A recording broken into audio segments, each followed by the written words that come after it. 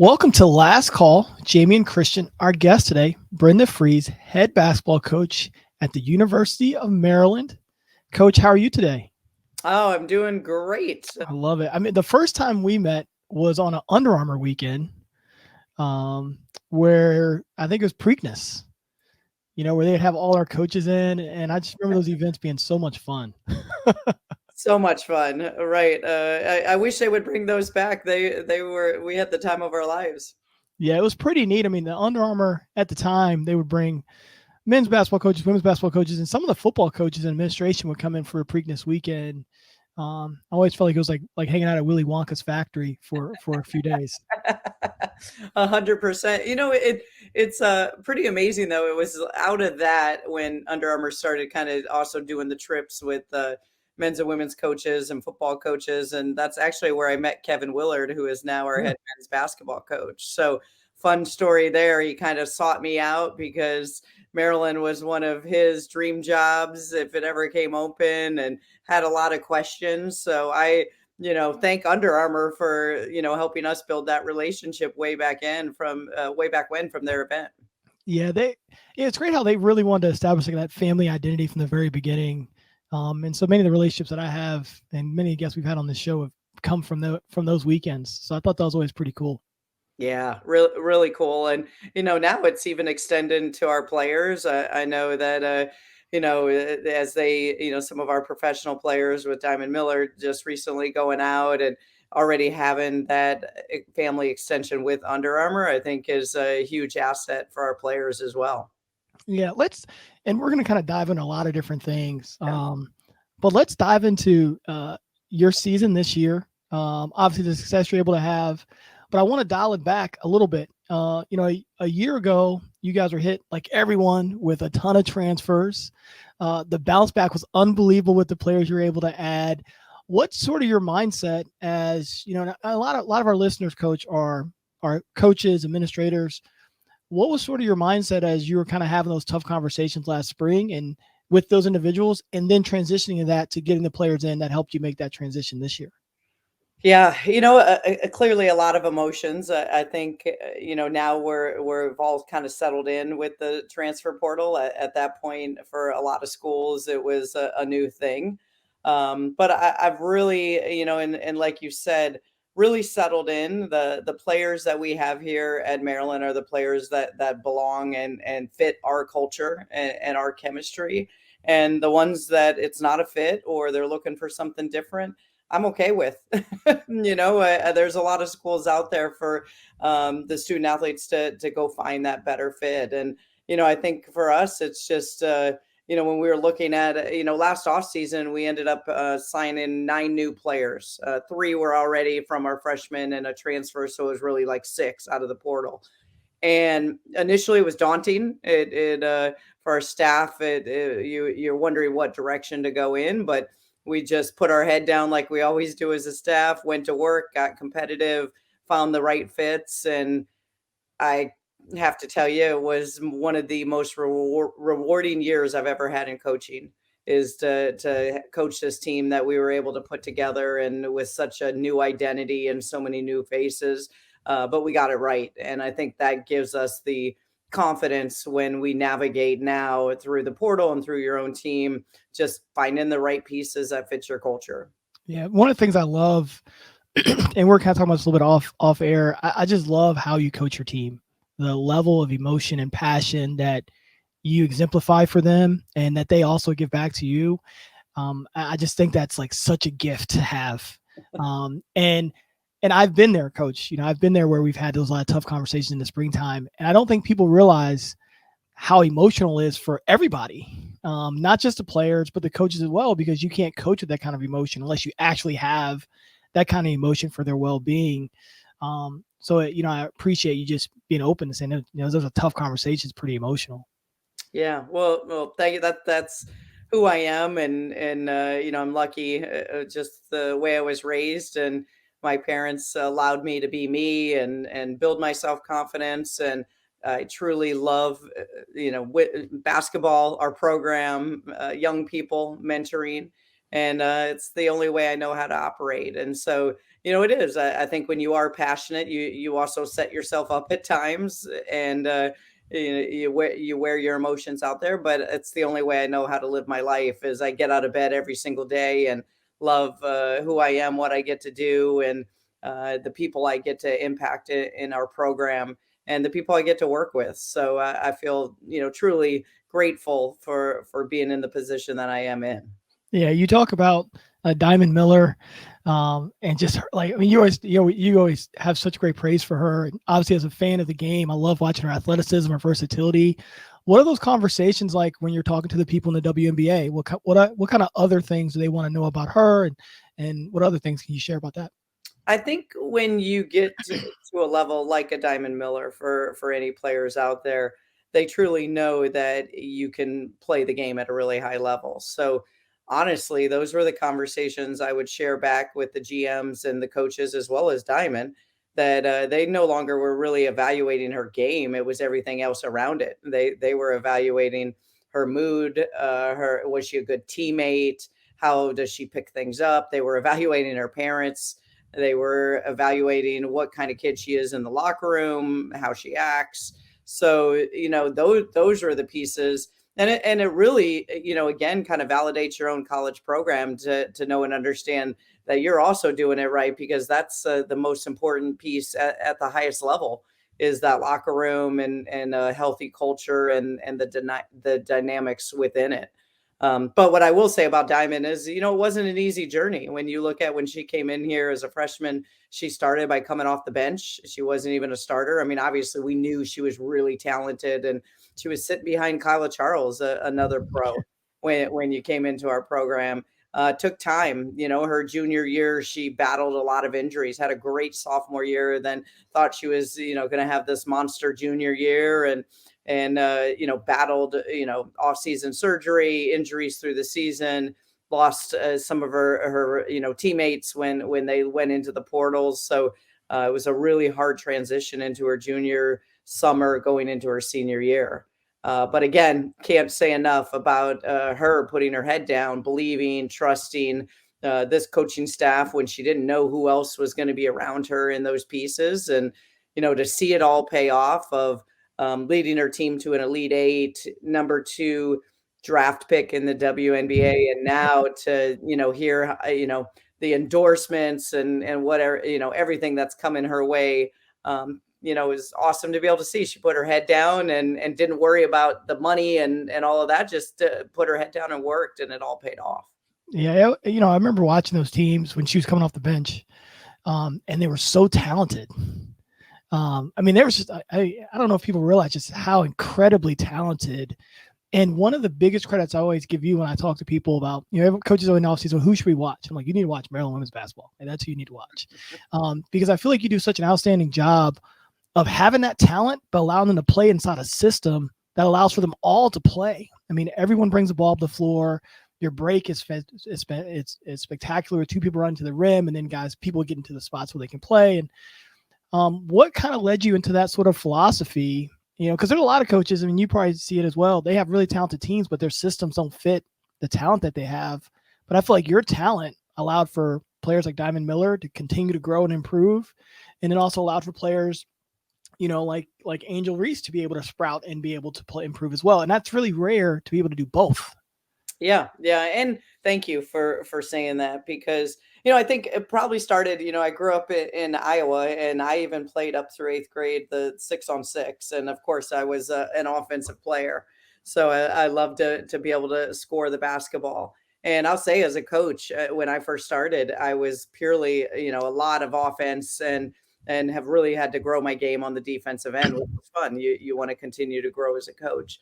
But the system we run, I've always wanted players to be confident and know that they have a lot of autonomy and a lot of confidence to be able to do what they need to do on the court. And so our transition is built that way, where it's really intentional, where all five get out. I mean, I love the fact when you watch Alyssa Thomas, she started with our break to be able to get this powerful forward that had the ability to handle the ball in the break and make decisions.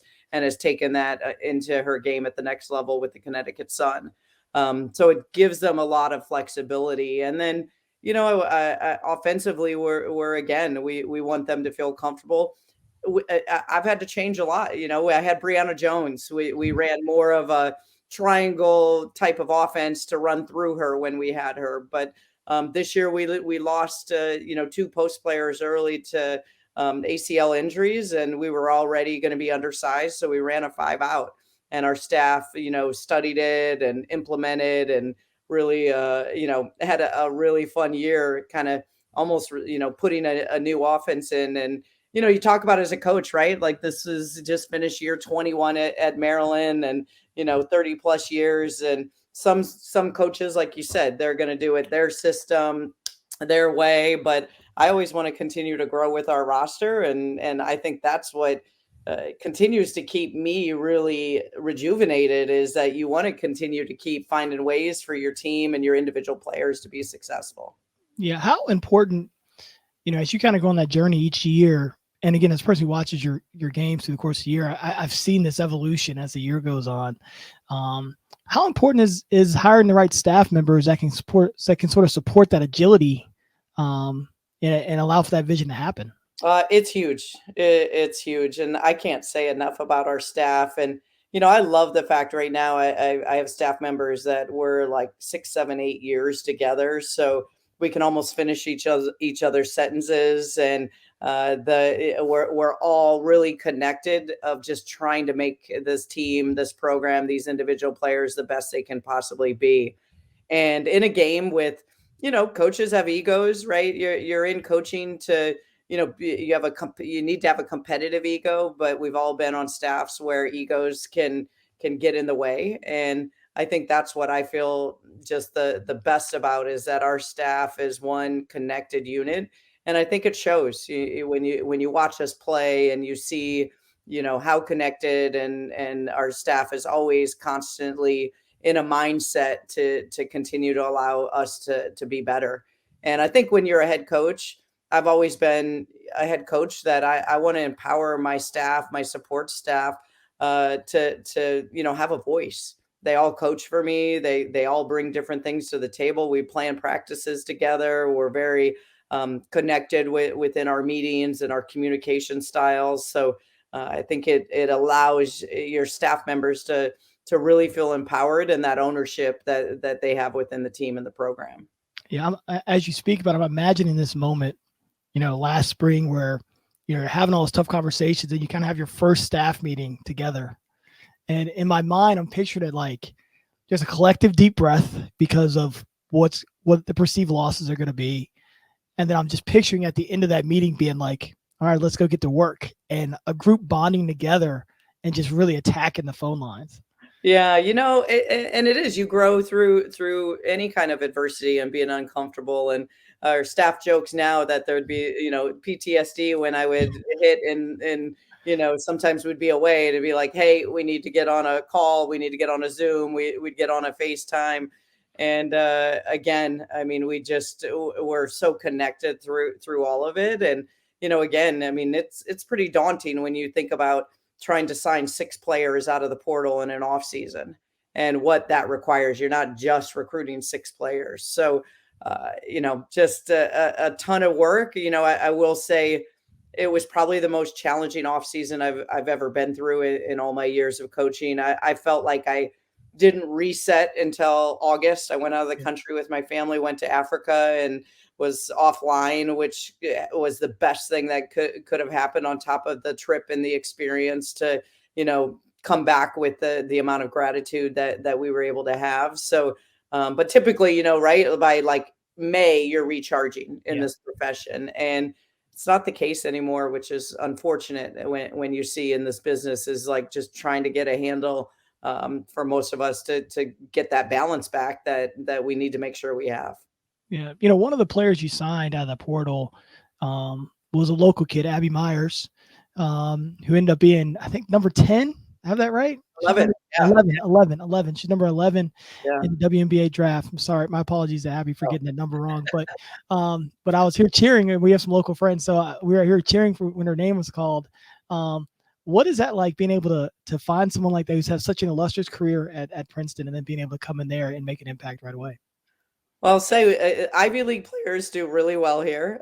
We've had Katie Benson, now Abby Myers in their time, and that's a storybook ending Yeah. when you talk about a young lady in our area that came up through the ranks. At the time, Princeton was the right level, the right fit academically, athletically, and through COVID and her journey at Princeton just worked and really took her game to be able to have that opportunity with that additional year to be able to come back to a top 5, top 10 program like Maryland's. Just see those moments, her family and friends at every game, her grandma throughout that stretch. We did a team meal at her home. We got to go there, seeing them in the NCAA tournament, Greenville, coming down there, and then the finisher going to the draft and being drafted in the first round.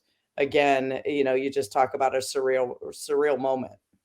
Yeah, it was fun to watch, just watch her journey, and watch her come in and have that amount of success with you all.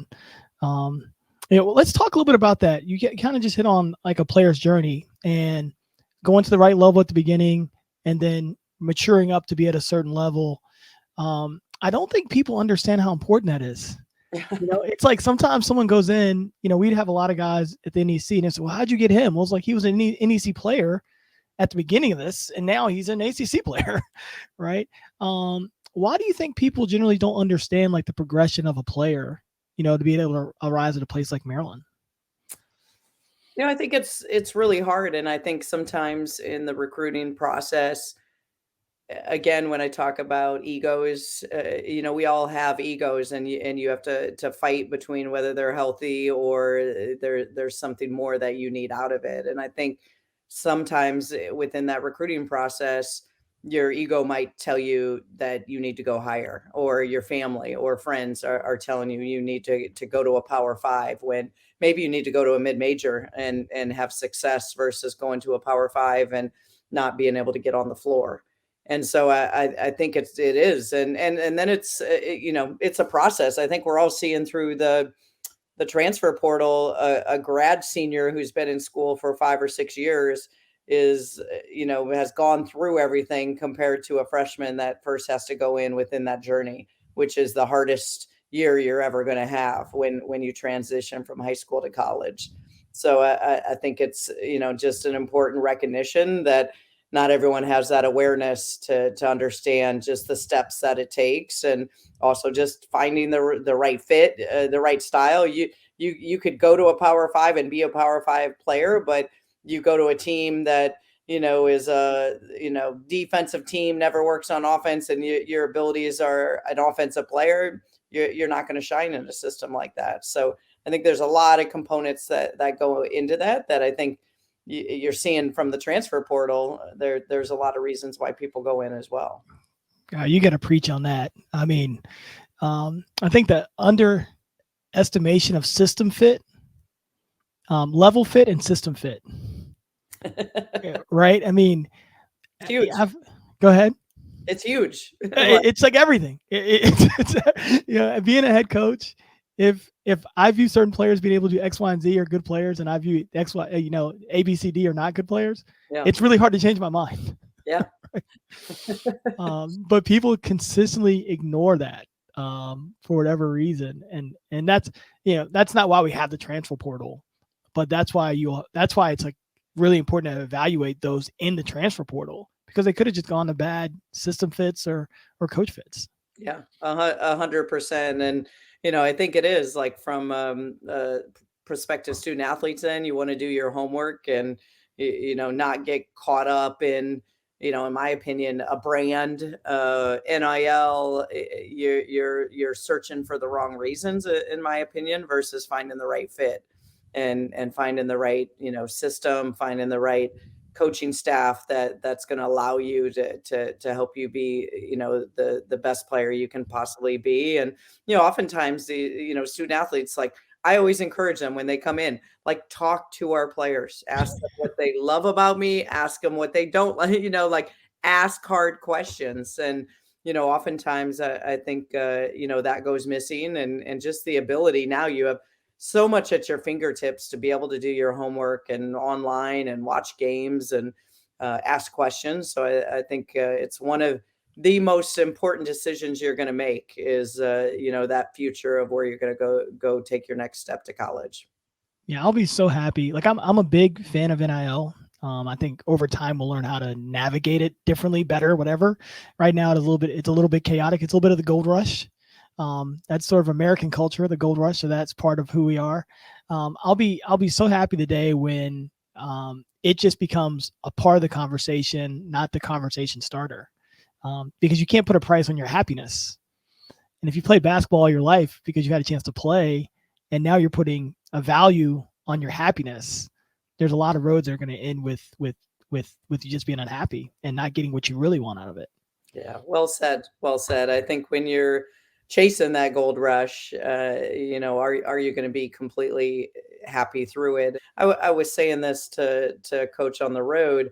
There's great perspective for me when I came up through the ranks, when I was a GA making $500 a month. And I didn't come in it for the money. I came in it for the passion and the love for the game. And I remember when my first full time, assistant job at Iowa State under Bill Finley, and I thought I had struck it rich. I was making $50,000, and I just remember like, wow, like I have arrived, right? And there's that progression to that you've put in the work to get where you're at. And I do worry about when all of a sudden you come into this amount of money when you're in college, and what happens then when you go from the high and you then come into reality of the real world. And that's not what it's like. How does your mental health, how do you handle that, because you haven't taken the steps to prepare yourself for those moments. So a lot of things that, and I get it, like absolutely. I think players and it's a full-time job, the amount of work that you put in. But I do, am concerned with some of the ways things are going about now to, that are really impacting teams and impacting these kids. Yeah, I know it will settle. Yeah. It's sort of hard to figure out where everything is. And then we also have like the COVID year seniors are kind of in Yeah. there. Yeah. I think that will help settle out of class. But there's just a lot going on right now in college athletics. And you got to be agile to be able to deal with it all and figure it all out. Yeah, you really do. You really do. And I think, some of it, the great thing is we've got a lot of eyes on us in women's basketball right now. I've always said, when we won the national championship in '06, it was like the 25th anniversary. We're 25 years behind the men. And so when you look at, for us, just the, ability now to be on those national stages and bring awareness within our sport, it's been a beautiful thing. And I just think we want to learn from others' mistakes. We want to be able to, build our brand the right way. And I think there's a lot of, pros and ways that we can learn to, within our sport. Yeah. Women's basketball right now is, in my opinion, my generation of my lifetime, it's just at such a peak. Yeah. I mean, the skill level of the players, the number of teams that can win, the depths on the teams. It's been great to watch. I worked at camp last summer. It was like an Adidas camp that was like for McDonald's All American type of deal, and there were 100 and I think 40 women there, young girls, women, and the level of talent in the building was unbelievable. And we had a few of the top players not there, and I was just amazed at 1 through 140, whatever it was. I was like, any one of these girls is going to impact the team. And why do you think it's grown so much over the last, over the last 20 years, I would say?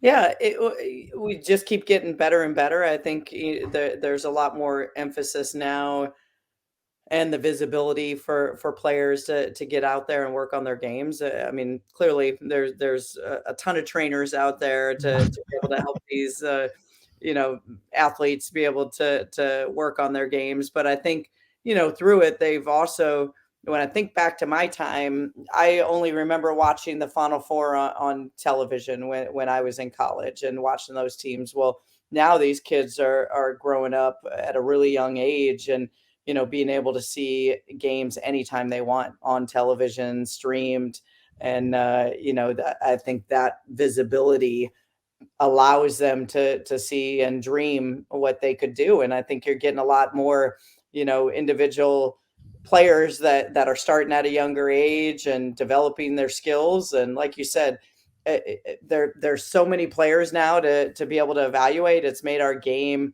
where you don't know who's going to be in a Final Four. You can't predict who's going to be your national champion. And I think that's what's making the sport so exciting. Yeah, I mean, I remember a time, we're at this event and there's 140 young women there, and usually the top 10 they usually kind of stand out, right? All right, that. Yeah. But after that, it was like, wow, like this is, if I was putting money down on stock, women's basketball would be it, because you could just tell just the level of understanding and playing. And some of it is, you hit on some of the training. You look at these training facilities now that have been built, and you just see so many people training at, I always say this, people say, why is DC basketball so good, DMV basketball? Where they were doing the training facilities, when I was in college in 2000. Now those are the first kind of training facilities that are happening with trainers, and they're doing it for boys and girls. But now you look around and you see them all over the place. You see, you have 3 or 4 in Dallas alone, 3 or 4 in Richmond, and so I think that's just helped the nature of the game as well.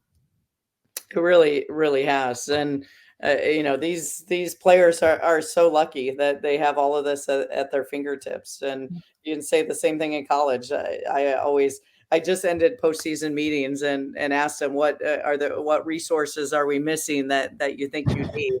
And not one student athlete had one to give me, because they have it. They have the guns, they have the all of the Normatechs and recoveries and the individual strength coaches and athletic trainers. And so it's all at their fingertips, and then they have to put the work in if they want to get to the level that these athletes want to get to.